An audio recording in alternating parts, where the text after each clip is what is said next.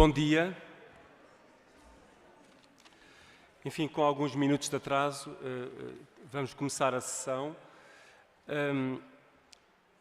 Temos hoje connosco o nosso terceiro orador convidado, o professor Ramon Sarro, que temos o enorme prazer de receber aqui na Faculdade de Letras e no Centro de História.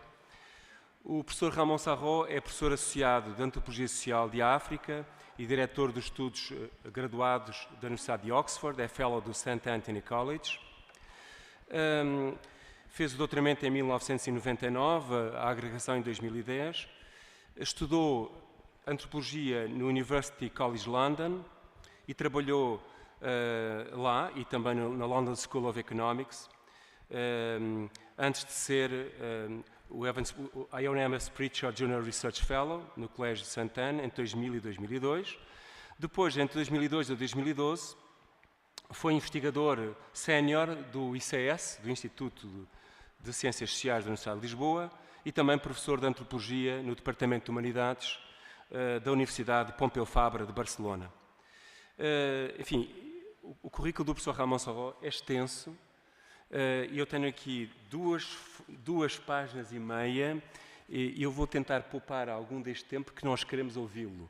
De qualquer modo, penso que é muito interessante perceber este currículo do professor Sarro, que é um homem verdadeiramente terreno, é um investigador de terreno, na Guiné-Bissau, na República da Guiné, portanto na Guiné-Conakry, em Portugal, entre as diásporas africanas, em Angola, na República Democrática do Congo, e é alguém que, enfim, o seu currículo fala por si, mas é óbvio que a sua posição atual como professor associado em Oxford é o testemunho daquilo que ele tem feito intensamente e continua a fazer nesta ligação entre o trabalho de terreno e a reflexão teórica.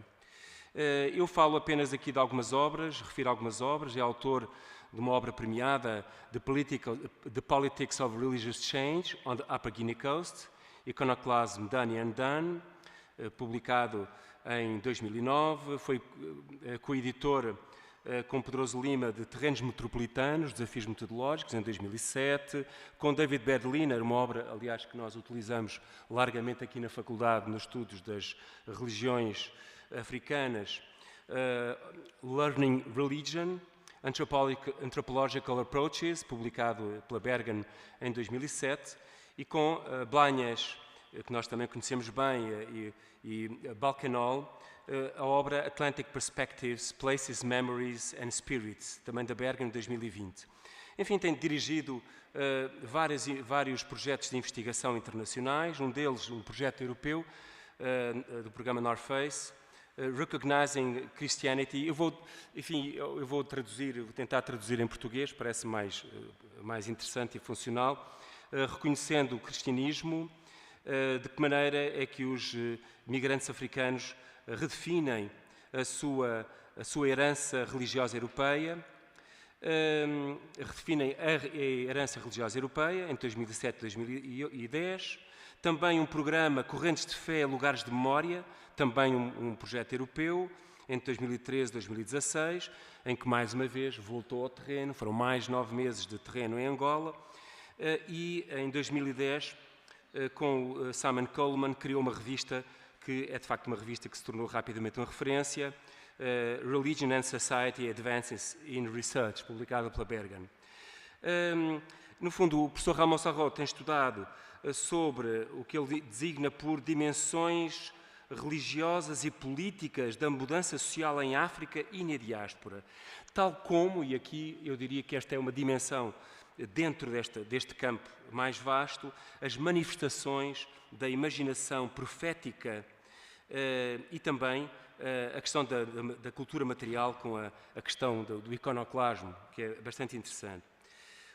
Um dos aspectos mais marcantes, na minha opinião, da obra do professor Sarro é a ideia da criatividade, não é? O conceito de criatividade. Pensar as religiões em África como processos criativos permanentes. o que é muito importante para um historiador, porque nos dá a ideia da dinâmica histórica, não é? De como a religião se vai fazendo e recriando e inventando, e todo o trabalho do professor Sarro é muito marcado por esta, penso eu, por esta ideia central, e o livro que ele tem neste momento praticamente publicado sobre um alfabeto profético chamado Mandombe, fruto da colaboração com o seu inventor, o falecido Abelardo Pai, que nós recebemos aqui na faculdade, portanto, fomos parte desse processo, quando o Abelardo mostrou, exemplificou no quadro o seu alfabeto, e o seu livro é A Invenção do Mandombe, ou A Invenção de um Alfabeto Africano, que vai ser publicado, está quase a sair, pela Cambridge University Press. Bom, eu não sei quanto tempo mais, está aqui tanta coisa a falar, eu vou tentar apenas...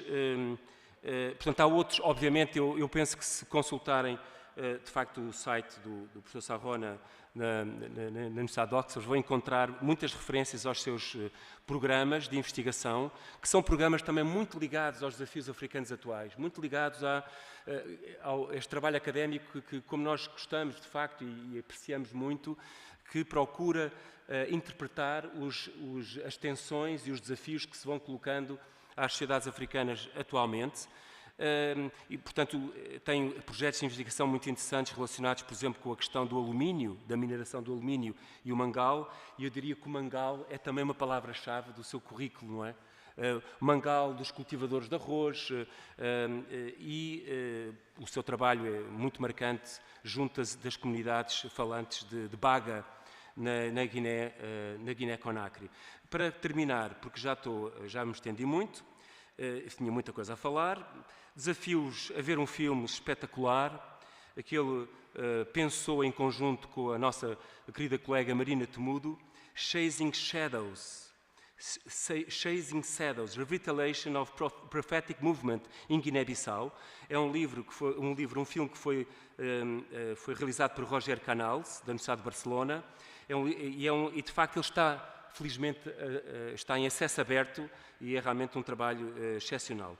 Para finalizar, vou falar apenas do seu atual projeto, financiado pelo Leverhulme Trust, que em português seria Profetas Congoleses e Tecnocratas da Unesco, Florestas, Ruínas e Património em Angola, em torno da percepção local dos profetas, Bangunza, das imediações de Mpaza-Congo, que contrariam ou que, no fundo, constituem visões alternativas à concepção de património da Unesco. E há também alternativa às concepções da história oficial angolana sobre o Reino do Congo. E, no fundo, mais uma vez, o professor Sarro pretende estudar o potencial da criatividade religiosa para pensar a história, a memória e para aprofundar, na tal dimensão teórica que o seu trabalho sempre tem, uma antropologia do conhecimento e da imaginação. Dou a palavra ao professor Ramon Sarro.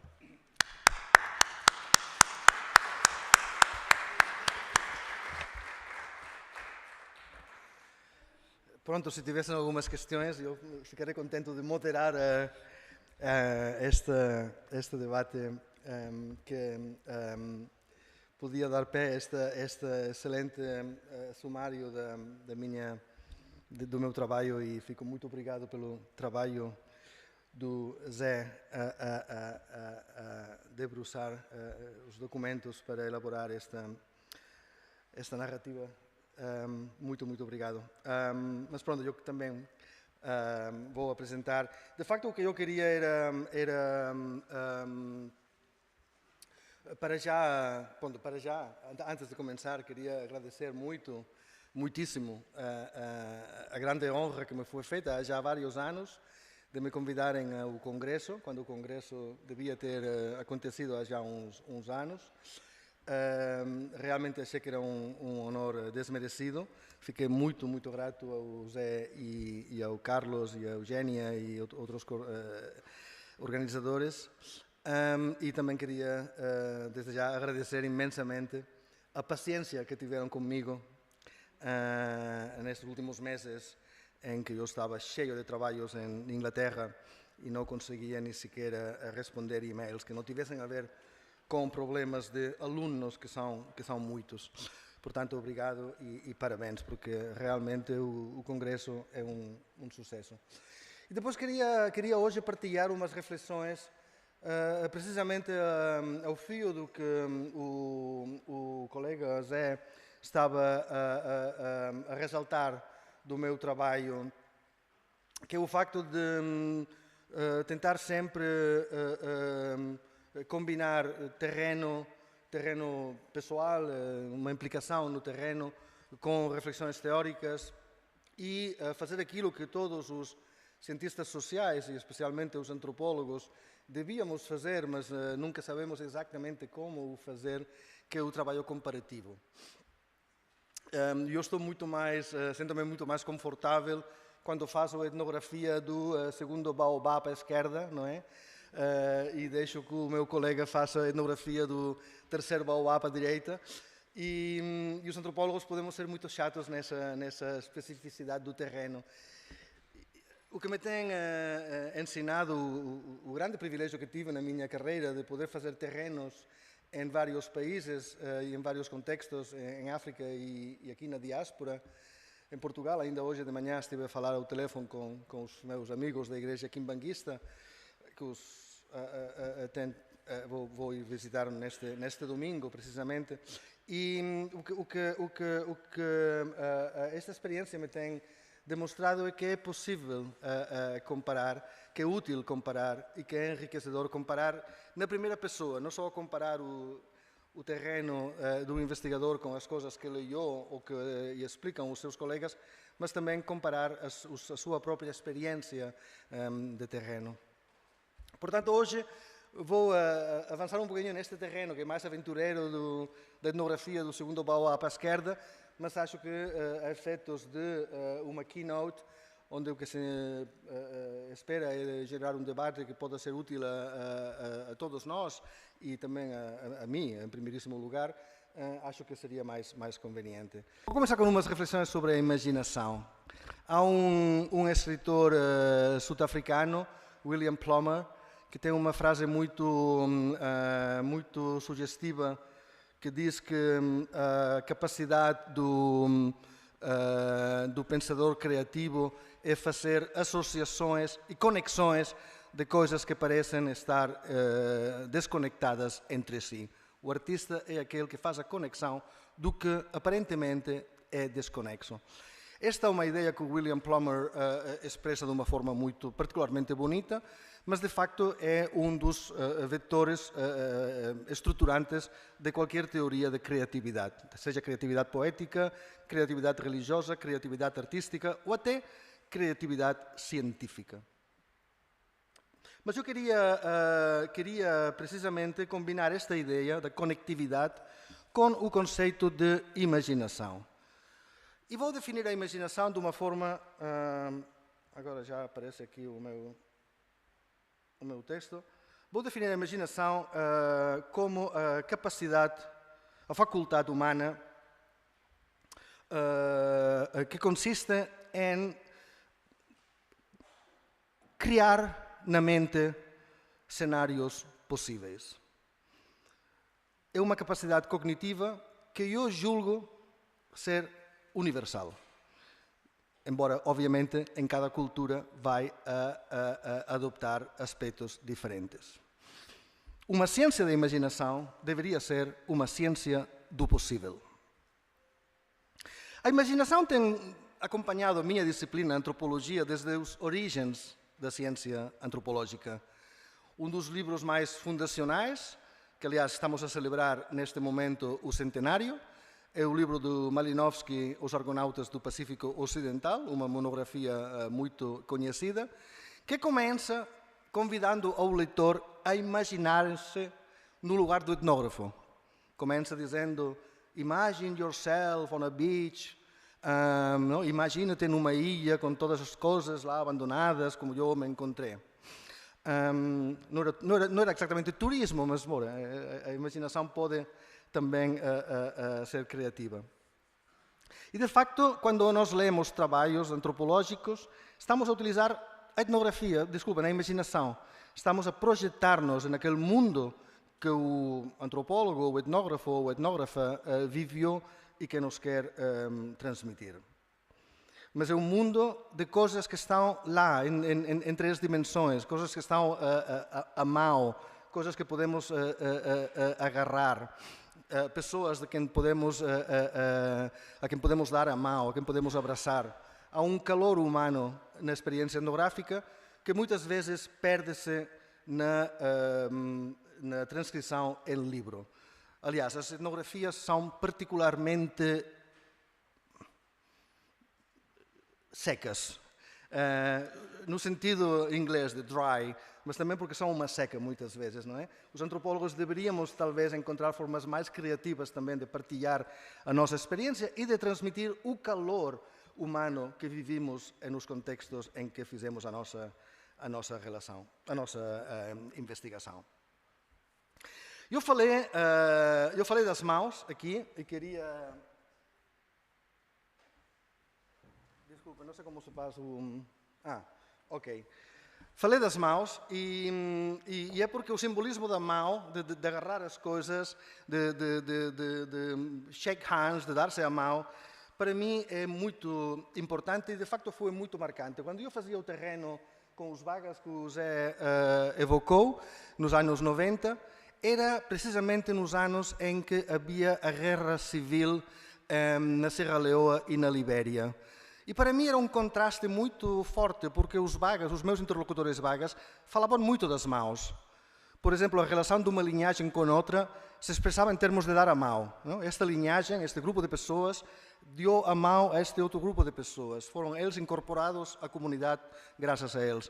Depois havia conceitos que se traduziam a línguas ocidentais como juntar mãos. E mesmo em crioulo temos o conceito de juntamon, que significa os grupos de trabalho coletivos. Juntar mãos é uma atividade humana por excelência. Na guerra de Serra Leoa, no entanto, o que acontecia? Que os rebeldes contra o governo legítimo, os que começaram a guerra civil, cortavam as mãos dos que não queriam acompanhá-los. Havia uma epidemia de cortar mãos que foi muito comentada pelo Ocidente e sempre havia algum que outro que tentava interpretações, que se cortavam as mãos para que a pessoa não pudesse votar, etc.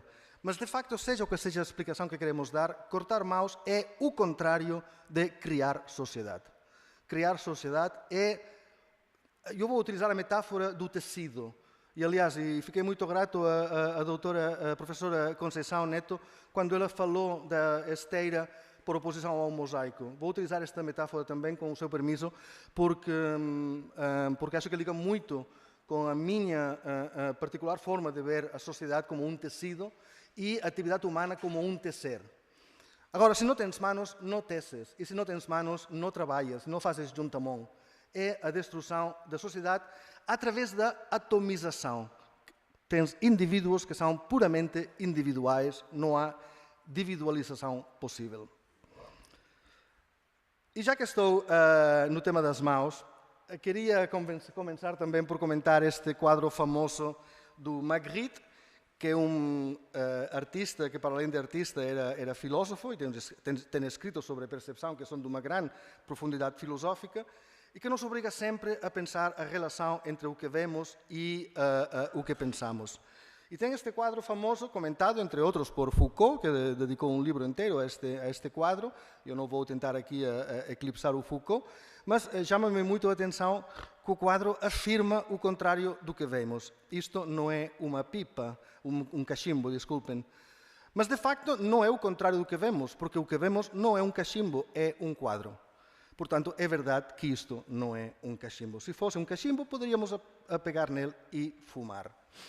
Aliás, o filósofo Simmel, um grande inspirador dos meus trabalhos, tem um texto muito bonito que se chama A Asa, The Handle. E fala precisamente da necessidade das coisas ter asa, não é? Eu não sei se vocês encontraram-se alguma vez na sua casa com um café muito, muito quente e que não podem beber porque a asa partiu e ficam mortos de raiva de não poder agarrar as coisas. Agarrar as coisas é importante, é fundamental, é o que nos faz humanos. Agarrar coisas, oferecê-las a outra pessoa e depois agarrar-se uns com os outros. Para mim tudo isto é muito importante, como veremos depois, para preparar, estou aqui um bocadinho a edificar a vossa imaginação no sentido em que eu gostaria de mobilizá-la. Porque para mim a imaginação tem muito a ver, ou tudo a ver, com a forma como nos conectamos com o mundo, como nos conectamos uns com os outros. Neste sentido, o meu trabalho sobre religião, como comentou o Zé Horta, está muito inspirado num texto que eu sempre convido os meus alunos e colegas a ler, que para mim é um texto fundacional da antropologia da religião em África, que é o texto do James Fernandes, Bwiti, Ethnography of a Religious Imagination in Africa. E o Fernandes é um dos primeiros autores que me despertou este foco na imaginação. Mas o Fernandes o que analisa é a forma como as imagens jogam um papel fundamental na educação religiosa. Nós, talvez, na nossa cultura ocidental, estou a falar dos que fomos criados em universidades aqui no continente europeu, em particular, somos muito logocêntricos, não é? E até na vida religiosa, damos muita importância ao texto, ao sermão do padre ou a outras manifestações claramente proposicionais. Mas a cultura religiosa é muito imaginativa, depende muito de imagens e do papel que as imagens jogam na nossa subjetividade. O Fernandes é o autor que me chamou a atenção sobre isto. E precisamente na capacidade de ligação, de ligação que o Fernandes estuda através das imagens, eu queria precisamente começar por analisar um objeto que vem da cultura baga da África Ocidental e que para mim ilustra muito bem o papel fundacional, o papel que a conectividade tem na criatividade artística e espiritual, neste caso também. Isto é uma obra de arte, se vocês querem. Eu não vou aqui definir arte, nem me interessa debater definições, mas temos uma obra que podia ser considerada como uma obra de arte. Em qualquer caso, é uma obra da cultura humana, manifestamente, e é uma obra que podemos ver que tem três partes, esta espécie de... Desculpem, tenho que procurar não afastar-me do microfone. Esta cabeça... Isto é uma cimera, uma máscara que se leva na cabeça. Tem três partes. Uma delas é uma cornamenta, a outra é uma boca de cocodrilo e no meio tens, talvez não muito manifestamente neste exemplar, mas sim em outros, tens uma manifestação da vida cultural humana, dos campos de arroz cultivados ou às vezes até das casas construídas. E nós não sabemos como é que o artista que inventou esta máscara imaginou esta máscara. Os artistas bagas que eu entrevistei falavam-me muito correntemente de sonhos, outras vezes de visões que tiveram no Rio. Mas é difícil, é preciso, desculpem, reconhecer que ainda temos muito trabalho a fazer para compreender a gênese da imagem artística. Em qualquer caso, o artista que imaginou esta obra estava a tentar ligar o que não está ligado, conectar mundos diferentes, a floresta, o rio, a aldeia, de uma forma em que estas descontinuidades pudessem ser pensadas de forma fluida. E pensar a fluidez é importante, porque nós percebemos o mundo como pontos, mas de facto não são pontos, são linhas. E aqui vemos a linha que descobre o artista. Mas nós não sabemos quem era este artista. Por quê? Porque a história da arte africana, sobretudo na Europa, é diferente nos Estados Unidos, onde se insistiu mais no papel da criatividade individual, mas sobretudo na Europa, os estudos africanos têm sido muito desagradáveis com o artista. As manifestações como esta vêm-se como manifestações de um povo, não é? Isto é arte baga, como se todos os bagas fossem capazes de fazer isto. Bem gostavam eles, não é? Há artistas e há criadores. E o artista, precisamente artista, na medida em que pode pegar numa peça como esta, inspirar-se e fazer uma diferente. Talvez porque teve um sonho, talvez porque teve uma visão, talvez porque teve imaginação. Mas o artista desaparece da nossa genealogia e nós sabemos que isto é arte baga, quem é o artista não interessa. Mas eu não vou falar tanto de artistas hoje como de profetas. O profeta é uma categoria que me interessa muitíssimo. E também podíamos aqui debruçar-nos sobre o significado da palavra, sobre como comparar, sobre se os muçulmanos têm direito ou não a dizer que Muhammad foi o último profeta, ou se tem havido profetas, mesmo dentro do Islão, com posterioridade. São discussões que vão, às vezes, além das ciências sociais para penetrar o domínio da teologia. Eu não vou entrar por aí, estou a fazer um trabalho genealógico sobre o conceito de profeta, como emerge na antropologia, quem são os primeiros autores que designam certos personagens como profetas. Posso avançar que não tem nada a ver com a África, porque os primeiros profetas aparecem nas pradeiras dos Estados Unidos, mas pronto. Em qualquer caso, em África aparecem muitos personagens que são descritos na literatura africanista como profetas, como agentes que inovam as esferas religiosas, que estão possuídos de uma força individual que normalmente os sociólogos descrevem como carisma, que é um conceito problemático, mas que mais ou menos todos entendemos o que significa, e que também estão possuídos por aquilo que a sociologia das religiões chama de chamada, um beruf, como dizia a sociologia clássica alemã. Um sentir-se chamado a fazer um trabalho de Deus. Em África tem havido miles, e não estou a exagerar, estou a falar provavelmente a ficar pelo baixo, podemos falar provavelmente de 7, 8, 9 mil diferentes movimentos religiosos que originaram no século XX com indivíduos que tentaram criar novas dimensões religiosas para os seus seguidores. Muitos destes movimentos, mas nem todos, e isso convém também insistir, aconteceram na África colonizada, nas colónias britânicas, francesa, espanhola, portuguesa, etc. Mas nem todos, porque temos hoje muita efervescência profética em países como Guiné-Bissau, como demonstramos no filme que o Zé estava a referir, ou certamente em Angola, no norte de Angola, onde as igrejas que estão dirigidas pelos Bagunza, que é o conceito Kikongo, que melhor traduz o conceito cristão de profeta.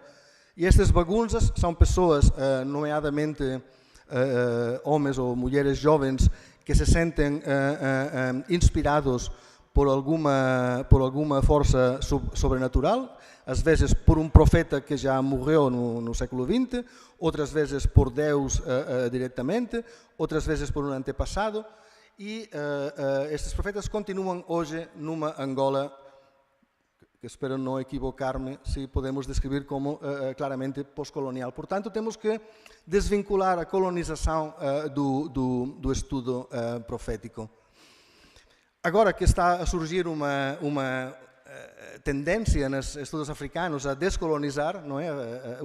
A investigar o decolonial, o diálogo com os profetas é importante, porque os profetas também podem ajudar-nos a ver formas alternativas de perceber a história, formas alternativas de perceber o território. E eu, precisamente, vejo os profetas quase como colegas. E, de facto, gosto muito de falar com profetas e tive o privilégio na minha vida de conhecer muitos, começando por este. Este homem, aliás, era um profeta, digo era porque faleceu recentemente, mas eu conheci bastante nos anos 90, embora esta fotografia é de 1956.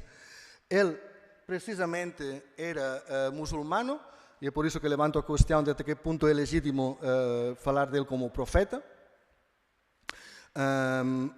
Mas ele, possuído de uma força muito magnética, que fazia as pessoas segui-lo com muita paixão, ele conseguiu fazer uma revolução no seio da cultura baga, da cultura da África Ocidental que eu estudei, em que as pessoas converteram-se ao Islão, graças a ele, e abandonaram, com uma certa violência, o culto à sua religião tradicional. Houve manifestações daquilo que denominamos iconoclasmo, destruição de objetos sagrados, destruição de florestas sagradas que eram queimadas e a construção de uma paisagem religiosa universal, nomeadamente o Islão, que era uma religião. Isto, às vezes, os públicos ocidentais não me acreditam quando eu digo isto, porque o Islão está estereotipado como o mauzinho da fita, não é? Mas, de facto, o Islão aparece na Guiné e em outras partes da África francófona, francesa, aparece como um discurso libertador, não é? Era um Islão que vinha já muito formado por pensamento wahhabista de Egipto, pessoas que introduziram um Islão muito anticolonial. E, de facto, neste movimento que eu estudei, iniciado por este líder carismático, havia uma hibridação entre o religioso e o político. Mas, claro, reparem aqui uma coisa muito importante. Falamos em conexão. E realmente o que este homem, cujo nome é Assekou Sayon, o que o Assekou Sayon Keira, que é um apelido tipicamente mandinga, o que o Assekou Sayon consegue é ligar os Bagas a uma comunidade islâmica muito mais abrangente e até pô-los em relação com muçulmanos no Mali ou no Senegal, etc. Mas para fazer isso, e é preciso ter isto muito em conta, para fazer isso os teve de desconectar da sua realidade cosmológica. Portanto, não há nunca conexão sem desconexão. Eu falo muito da conexão, mas toda conexão implica uma desconexão. Isso tem sido muito bem elaborado num texto da antropóloga Katie Gardner, uma colega inglesa, que trabalha sobre fábricas, não tem nada a ver com África, trabalha sobre fábricas em Bangladesh, mas tem um texto muito bonito que se chama precisamente Connect and Disconnect, conectar e desconectar. O mundo das coisas puramente conectadas não existe.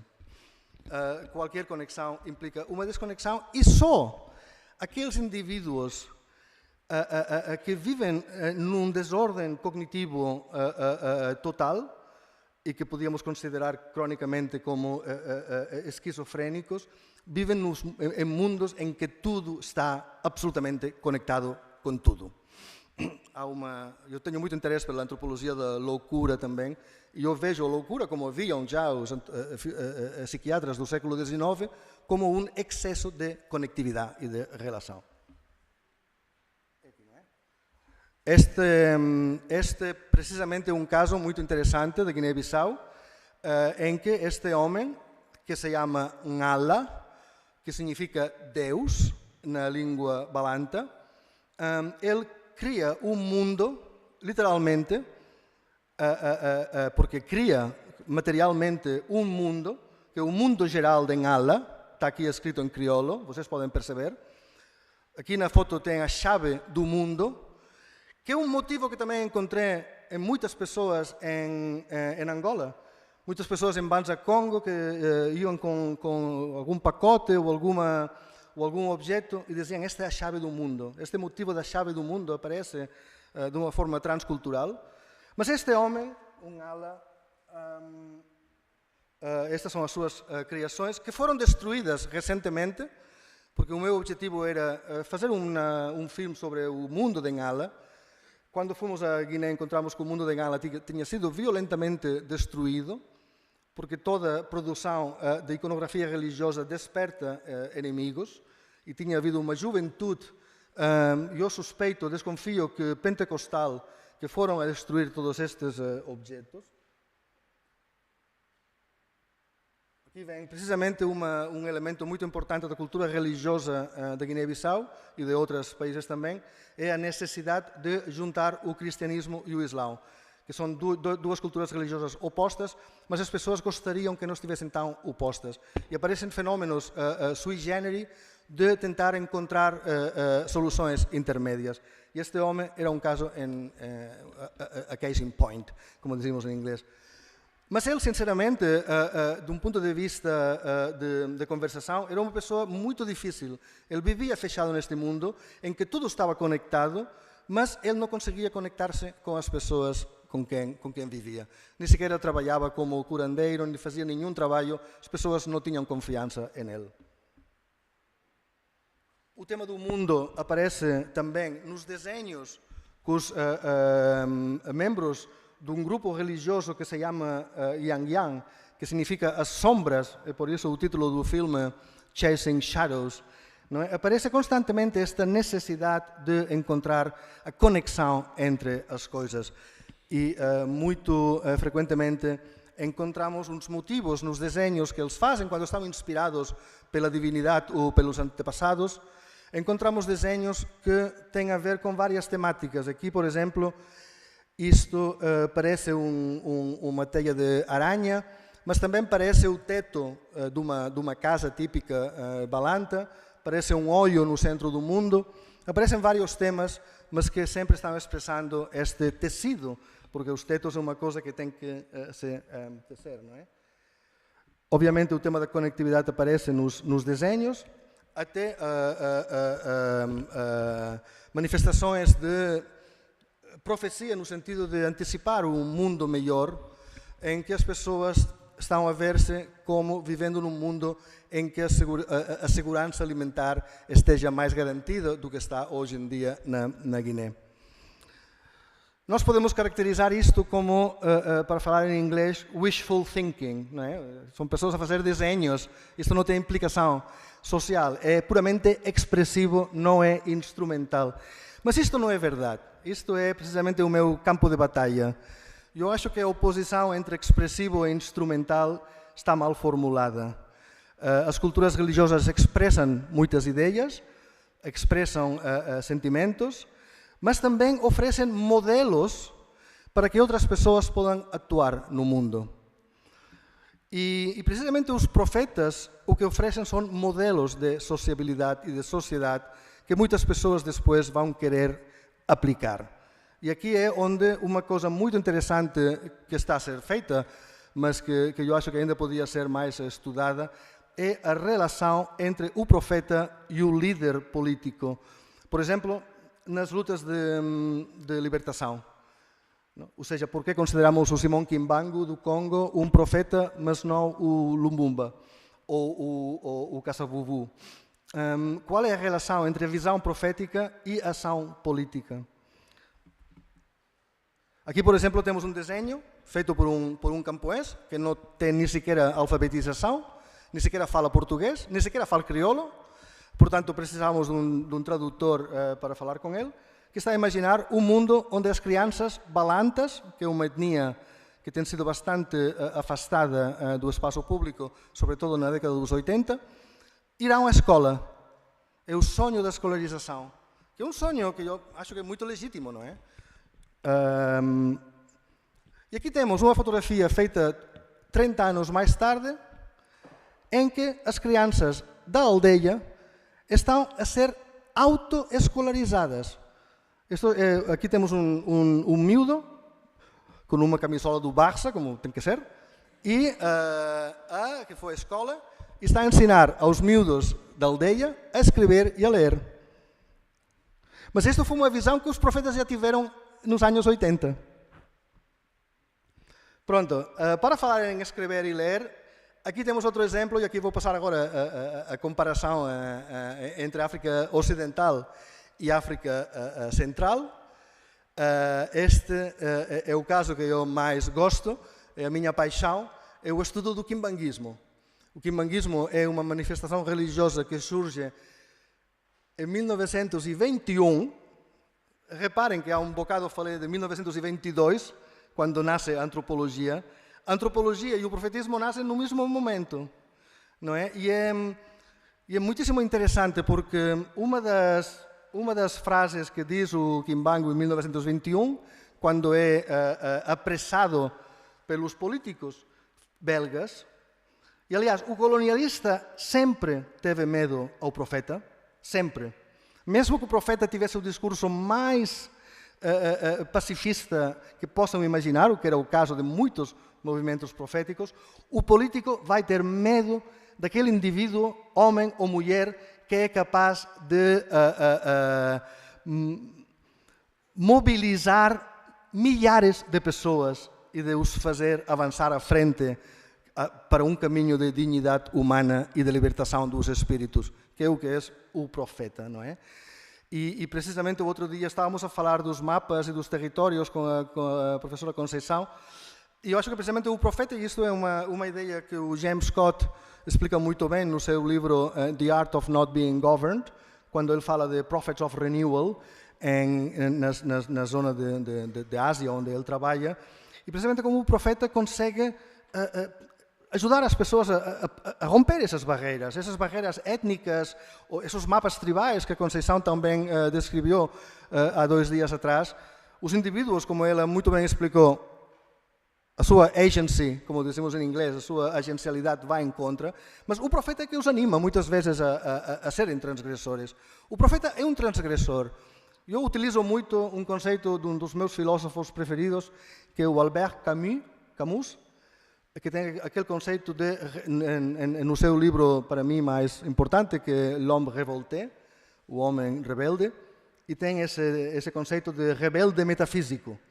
E eu acho que isto é um profeta, é um rebelde metafísico. Ele rebela-se contra tudo, em nome, a maior parte das vezes, de uma dignidade profundamente humana. E muitas vezes de uma dignidade humana que eles vão encontrar lendo a Bíblia. Ou seja, vão ler a Bíblia, encontram que a Bíblia não diz nada sobre colonialismo nem imperialismo e depois atuam como um espelho que refletem sobre o colonizador, a dizer, esta religião que vocês querem introduzir não vos justifica, portanto, esqueçam. Não é? E há diálogos entre profetas e opressores muito edificantes, neste sentido, como é o processo verbal contra Simão Kimbangu em 1921.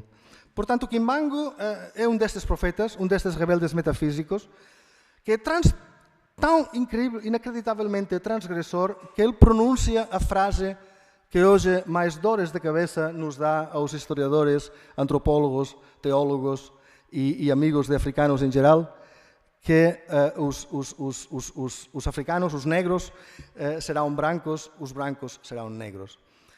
Que de facto não deixa de ser uma frase claramente apocalíptica. A Bíblia está cheia destas frases, não é? Os últimos serão os primeiros. Nos movimentos proféticos do Brasil, por exemplo, lá no sertão, com o famoso movimento do conselheiro, o próprio conselheiro dizia o sertão será oceano e o oceano será sertão. Ou seja, estas oposições estruturais são muito, muito correntes do pensamento humano, da imaginação profética humana em geral. Só que no caso do Kimbangu tem o acrescento interessante e problemático ao mesmo tempo de ser racializado. Mas eu me percebi da força desta frase em 2 ocasiões recentes. Uma foi um dia em que eu estava a ajudar a comunidade quimbanguista aqui em Lisboa a organizar a vinda a Lisboa da sua eminência Simão Kimbangu Kiangani, que é o neto do Kimbangu e o chefe da igreja hoje. E isso levou-me a ter contactos até com o ministro do Interior e com várias pessoas. Finalmente a coisa não aconteceu, mas eu lembro-me que num dos trajetos burocráticos que estávamos a fazer por Lisboa, eu estava a guiar um carro e tinha o pastor nacional da igreja quimbanguista ao pé de mim e ele diz, está a ver, professor, isto é o que o Kimbangu dizia. Os negros serão pretos e os pretos serão... os brancos serão pretos e os pretos serão brancos. Porque em 1921 seria impensável imaginar a um branco guiando o carro em que vai um pastor. Não é? A frase realmente me deixou completamente maravilhado. Foi uma aprendizagem. Mas qual não foi a minha surpresa quando 2 anos mais tarde eu fui e li, pela primeira vez, confesso, mas já li depois 2 ou 3 vezes mais, um livro marcante, que é O Gran Gatsby, de Scott Fitzgerald, escrito em 1924. E lá temos a imagem onírica do condutor que passa por uma das pontes de Nova York e vê ao seu lado uma imagem que ele próprio descreve como impossível, que é precisamente um chofer branco levando a uma série de African Americans que además estavam a tocar música no BAC, não é? E uma daquelas imagens oníricas que aparecem no livro do Scott Fitzgerald, que é um livro muito, pronto, é difícil de concretizar. E é precisamente a mesma imagem. Portanto, há um diálogo a ser feito, por uma parte, entre o profetismo e a colônia, mas também entre o que estava acontecendo em África em depois da Primeira Guerra Mundial, 1920, 1921, 1922, e o que estava acontecendo em outras partes do mundo, nas Américas, por exemplo. Não só com a imaginação do Scott Fitzgerald, mas também com a imaginação do Marcus Garvey, por exemplo, do Retorno à África. Há uma historiografia a ser feita que os profetas estão, a mim pessoalmente, ajudando-me a fazer. Eu quando olhas assim, não sei se é porque vais dizer-me... Ok, boa. Portanto, o profeta para mim, como digo, é um interlocutor. O profeta é um interlocutor com quem pensar a história de África e pensar as muitas coisas que correram mal. E, aliás, um dos motivos que mais aparece na igreja quimbanguista, nos discursos, nas práticas, é a correção. E eu peço desculpa aqui já agora aos amigos da igreja, porque eu os devia ter convidado aqui, mas eu esqueci porque estava em Inglaterra até há menos de uma semana. Mas normalmente eles gostam, como o Zé já sabe, de vir às minhas palestras e corrigem, não é? Se eu digo alguma coisa errada e não foi em 21, sino que foi em 23, eles dizem, não, eu preciso corrigir isto. Mas a sua função na sociedade humana é também vista como um elemento corretor. Há coisas que correram mal quando os primeiros portugueses chegaram ao Reino do Congo e converteram ao rei ao cristianismo. Aquele não era realmente o verdadeiro cristianismo, porque eles continuaram a fazer tráfico de escravos. O verdadeiro cristianismo é o que nós agora estamos a introduzir, graças a uma profecia que já vem da época de Cristo, mas que é renovada por Quimbango, uma profecia muito mais humana e igualitária. Agora, um dos elementos do quimbanguismo que eu queria ressaltar é o que vemos nesta imagem. Este, supostamente, é o Simão Quimbango. Este é um artista de quem eu gosto muito, de Kinshasa, que tem muita imaginação. E aqui está o Simão Quimbango oferecendo uma coisa ao povo africano, como estão a ver. Não é só para o povo lá dos Bakongo. Não, nem sequer é para a República Democrática do Congo. É para toda a África um alfabeto. Que é uma temática, uma grafia, é muito mais do que um alfabeto. Esta é a famosa grafia Mandombe, sobre a qual escrevi um livro e sobre a qual escrevi muitos textos e trabalhei muito, porque tive o privilégio absolutamente único numa vida humana de conhecer ao seu inventor, que é uma pessoa que me marcou muito, tal como me marcou a sua prematura morte uns anos mais tarde. Mas fizemos uma grande amizade, ele veio aqui a Portugal muitas vezes, estivemos com o Zé, onde ele nos apresentou como ele teve a revelação do Mandombe. Mas o que é impressionante do Mandombe não é só o processo criativo, porque nós todos podemos inventar um alfabeto. Come on, não é tão difícil, não é? Quer dizer, até as crianças inventam alfabetos. O que é impressionante do Mandombe é que foi aceite. É que hoje tens mais de 15.000 pessoas na República Democrática do Congo e tens uma universidade que se chama Universidade Mandombe em Luanda, que foi criada pelo meu amigo Lei Gomes, que é uma pessoa de uma inteligência absolutamente superdotada. Esta, precisamente na linha da conversão, para falar em correções, esta precisamente é uma ideia muito interessante da Igreja Quimbanguista, que é a ideia que o 25 de maio é a data do nascimento de Jesus Cristo, e não é o 25 de dezembro, e uma das suas missões é corrigir esta representação histórica que nos fez acreditar que é o 25 de dezembro. Mas a ideia é muito mais interessante, muito mais profunda que uma simples correção cronológica, tem muito a ver com as relações entre a África e a Europa. E aqui estão os quimbanguistas, precisamente no Rocio, a manifestar a sua fé e o seu conhecimento de que a verdadeira data de Natal é o 25 de maio. Esta é a cidade de Nkamba, que é a sede do quimbanguismo. E isto me leva aqui a dizer as duas coisas mais importantes que eu queria dizer hoje. Não vou a deixar a palestra sem insistir nelas.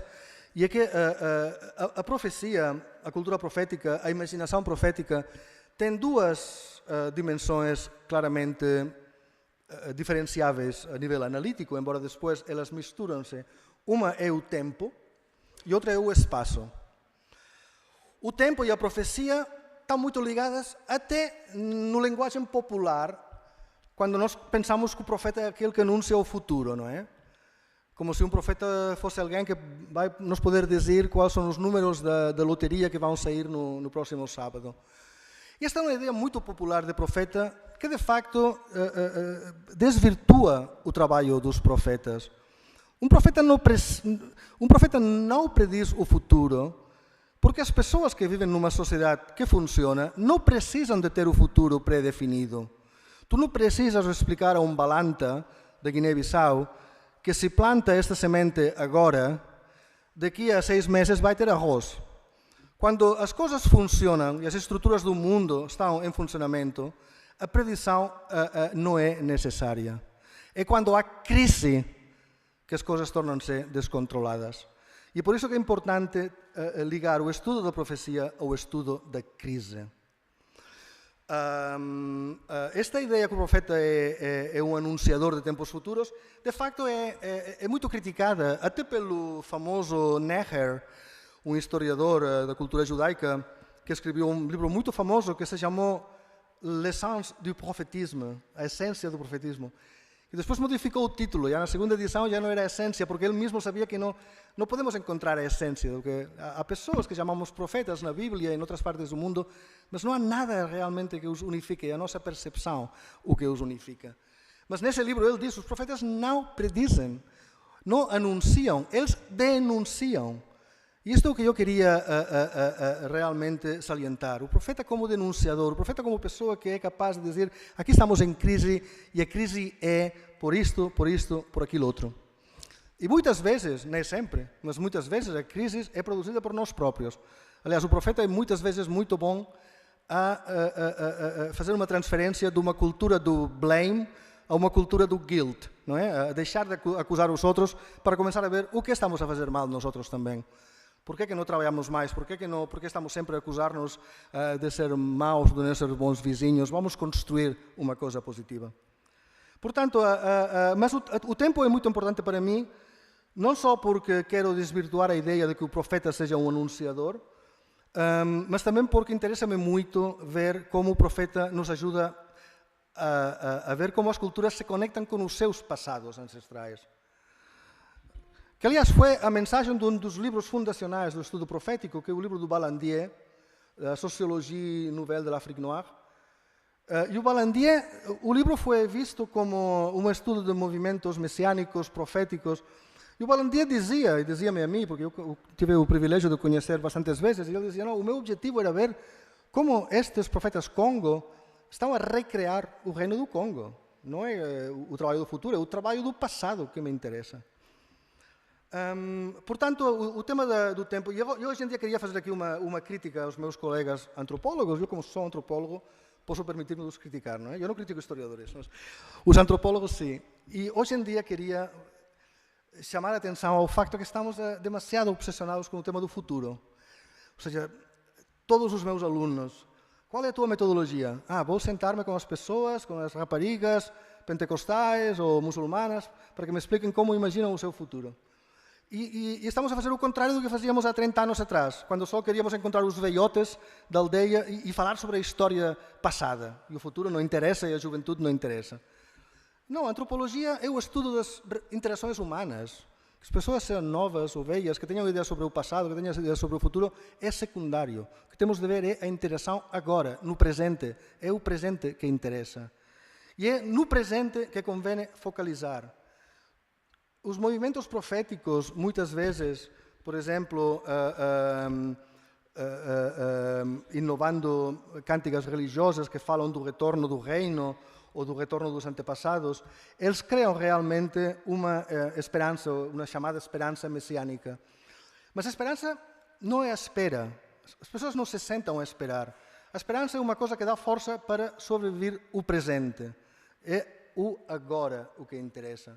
Aliás, no Congo há um movimento muito interessante no qual tive o prazer de ser convidado e vou lá na próxima semana a intervir, numa Bienal de Arte, cujo título é precisamente Não Podemos Esperar o Amanhã.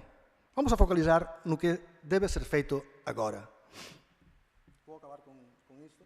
Portanto, uma temática é o tempo, isto é em Kamba, uma cerimônia religiosa, e outra é o espaço.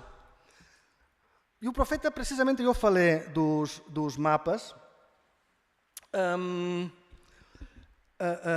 Obviamente, a Conceição, o outro dia, a colega falou muito bem do papel do mapa. O mapa, para mim, na minha percepção do mapa, o mapa é uma ferramenta que é pensada como um modelo de, mas que, em realidade, torna-se um modelo para. Ou seja, nós fazemos o mapa. Não, imaginemos agora que encontramos aqui 3 amigos da Catalunha, não é? Vamos a imaginar que há catalães nesta sala. E dizemos, vamos fazer o mapa da Catalunha. Nós pensamos que estamos a fazer um mapa do que nós conhecemos, não é? Espera, não, aqui está Tarragona, aqui está Lleida, aqui está... Mas, de facto, estamos a fazer um mapa para gerações futuras. Estamos a fazer um mapa que os futuros catalães vão utilizar para pensar a sua identidade. De uma forma mais ou menos independentista, isto é secundário neste momento. Mas o modelo de torna-se modelo para. Eu vi isto de uma forma muito clara nos vagas de Guiné-Conakry, quando começaram a utilizar modelos do seu território, desenhados por missionários católicos, para depois ter reivindicações de autoctonia e poder dizer aos sussus e aos fulas: vocês não formam parte deste território, porque é o nosso país, o nosso pays bagá, como dizem eles. E aqui temos uma imagem muito provocadora. Vou acabar com esta, que é o mapa do Congo. E é um mapa que foi oferecido à sua eminência Simão Kimbangu Kiangani em 2011, quando houve celebrações para comemorar a Igreja Kimbanguista e o papel que a Igreja jogou na luta contra o colonizador, que foi um papel muito importante. Mas o que eu achei mais engraçado é que ofereceram este mapa enorme da República Democrática do Congo, em que é o próprio corpo do profeta o que desenha a carta.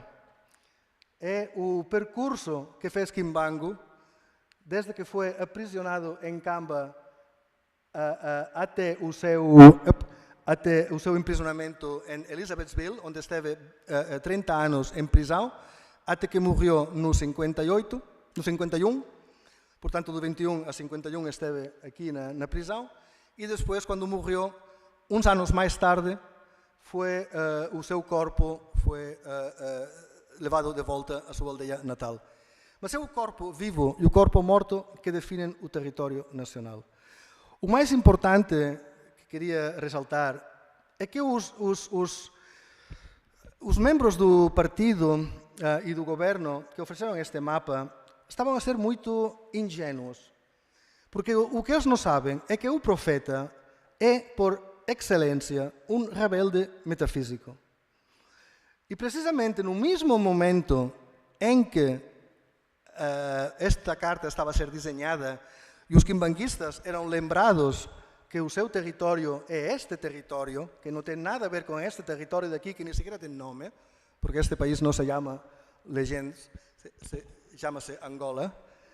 E era precisamente neste mesmo momento, quando eu comecei a ir aos cultos quimbanguistas, e o Simão Kimbangu Kiangani, que é o neto do Simão Kimbangu e a continuação espiritual e até pessoal do Kimbangu, estava anunciando ao seu povo que o nosso próximo passo tem que ser conseguir ir a Mbanza Congo, que é a capital do Reino do Congo, para explicar ao mundo que esse é o nosso reino e fazer lá um culto para corrigir.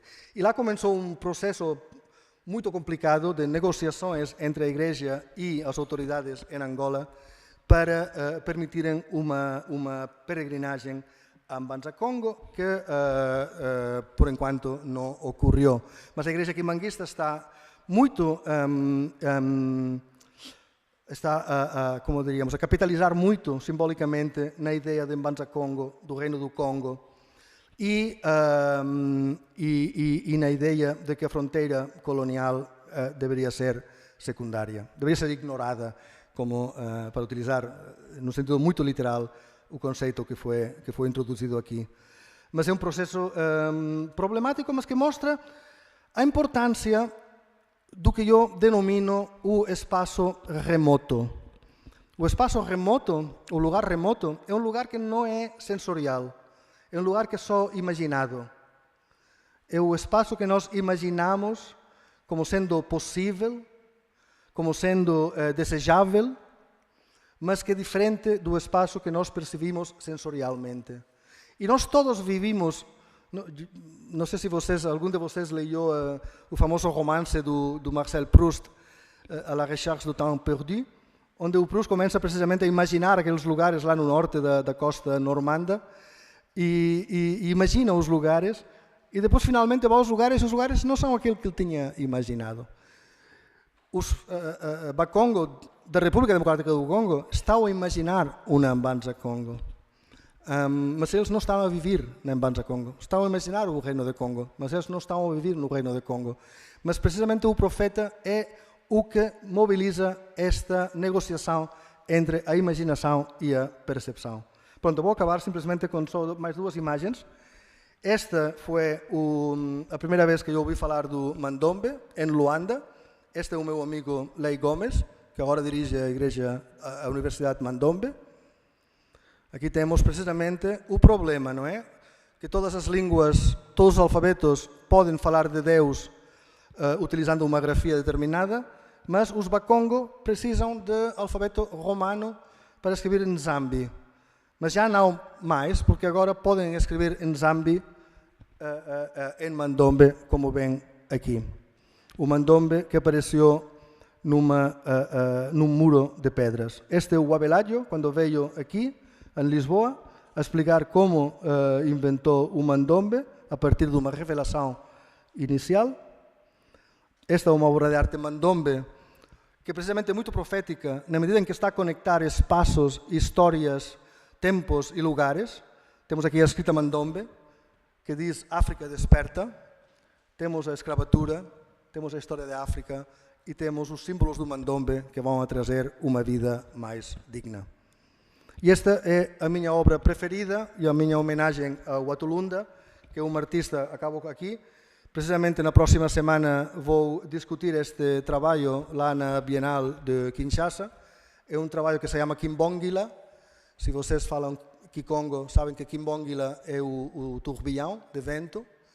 E é um turbilhão de vento cosmogónico, inicial, é a origem do mundo, é a origem da cultura.